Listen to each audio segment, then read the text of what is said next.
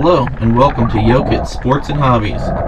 Today we're going to be doing a little bit of spearfishing at Montaña de Oro State Park in Central California. I'm scanning the seabed as we head out to the fishing spot when my crew signals to me that I am swimming directly towards a fellow spearfisher. You can see his head and his float closely trailing behind him. I proceeded to get his attention and we chatted for a few minutes about the conditions.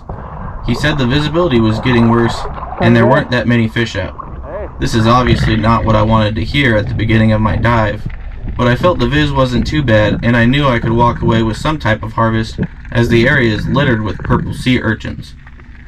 We get to the spot and my crew ditches me to go dwell on land and get some sun. I started scoping out the scene and the other diver was certainly right about a lack of fish. This area is usually swimming with schools of small surf perch, but even the little guys weren't really out and about today. Oh, there's my ghetto homemade float. Don't judge me.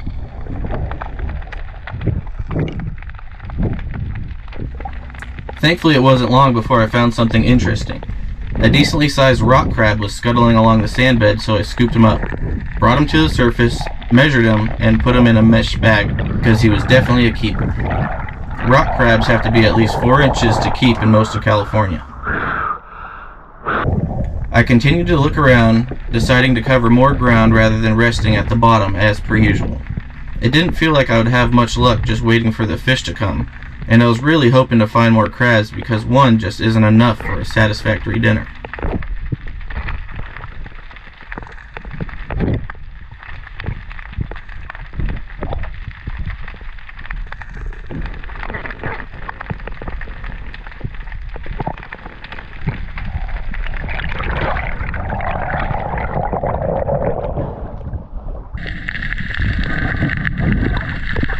I was still counting on having a little bit of uni as the backup meal. As you can see, the urchins are everywhere here.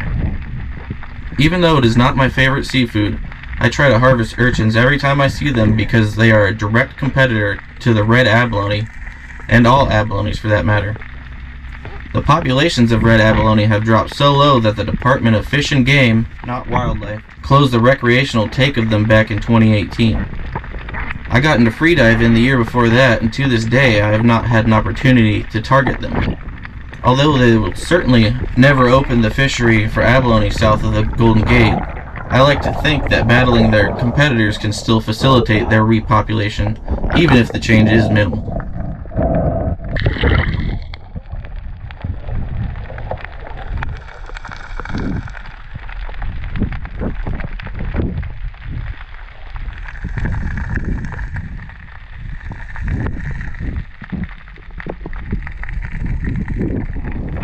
I still wasn't seeing much in terms of food, so I started collecting some nice abalone shells I was seeing, which were indeed everywhere.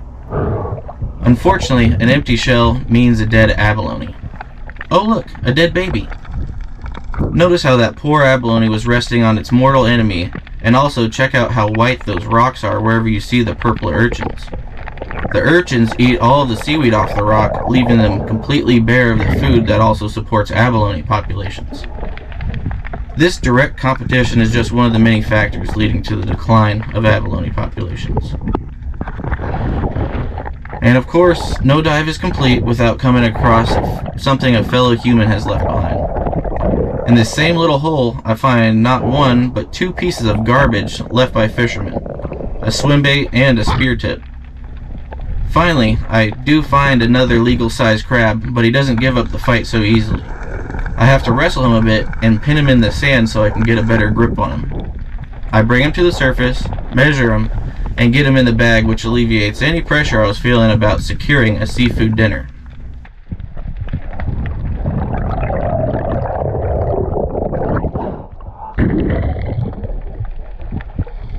Things started to get even better as I was seeing more surf perch more frequently.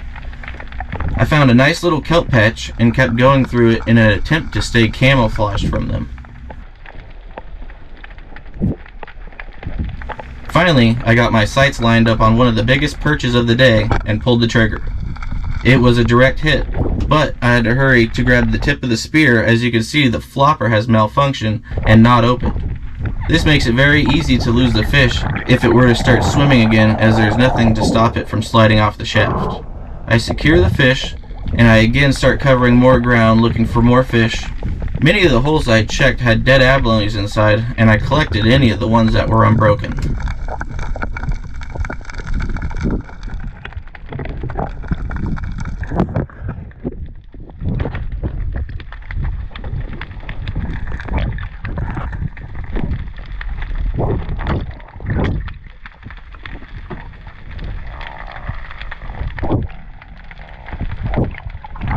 I must have bumped my GoPro on the bull kelp because unfortunately the camera wasn't looking where I was for this next shot, which was a freaking lingcod, or the main species of fish I was planning on targeting for the day. I shot him clean through, but again I had to secure the tip of the spear due to the flopper malfunctioning once again. Once I get him secure and he stops moving, I had to measure him multiple times because he was actually very close to the legal limit. I was really worried I had shot an undersized fish, but thankfully it was just over the 22-inch mark on my gun. I proceeded to gut the fish while my crew, in big ol' air quotes now, was getting their kayak back in the water. I tried to signal to them that I was alright due to my lack of movement in the water, but they were actually not concerned about that.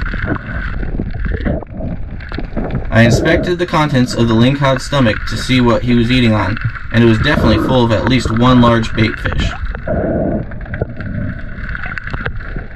My crew gets to me only for me to realize that the captain was none too pleased with me spending multiple hours diving without them. I started to feel rushed as I finished gutting the fish, bagging it, and re-rigging my spear gun as they were paddling out of the cove I was in most of the day. I swim as fast as I reasonably can to catch up to them, as I could no longer see them around the rocks they passed. Keep in mind that I am towing my float with a mesh bag now full of fish hanging, so that it's dragging in the water behind me. I'm not just a slow swimmer here.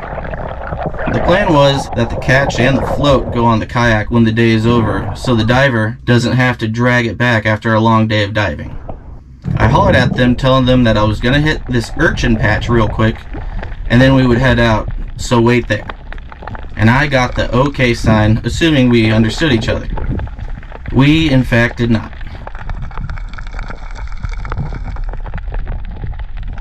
I dove down 2 or 3 times to get a handful of good urchins, only to realize that they had paddled far away and were well out of any reasonable earshot. I almost was going to go back to land and walk to the car, but chose against it because my float is pretty awkward to carry. I decided I would swim back, so I started a long journey trying to paddle consistently but slowly, as the faster I swam, the more the float and the fish would drag behind. I sped this part up as it was very uneventful.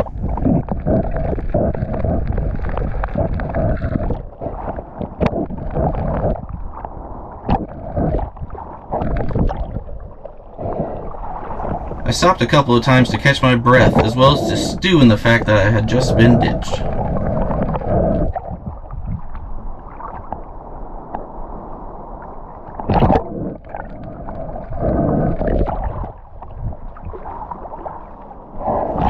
I finally get close to the parking lot, where of course I find myself somewhat wrapped in some thick braided line. I quickly get out of it, but instead of just leaving it there, I started winding it up to get it out of the ocean.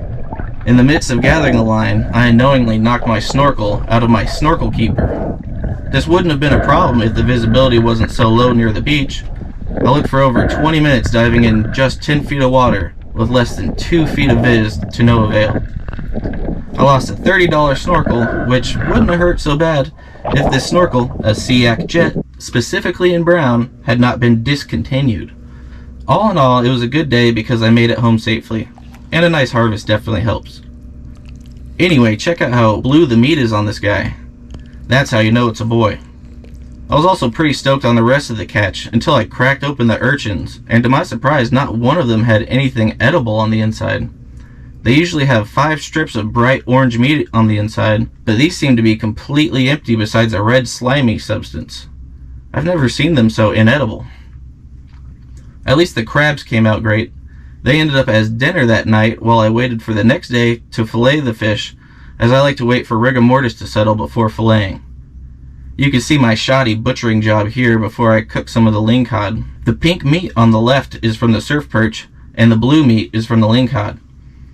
I set up a quick time lapse to show the transition from blue to white meat. You can see I use the classic butter and salt technique. I typically use Santa Maria style seasoning, but anything salty works. For most of the fish I catch, 3 minutes on each side of the fillet is more than enough time, but you can really tell it's cooked when all of the flesh turns opaque white and you can flake it apart between the grains of muscle.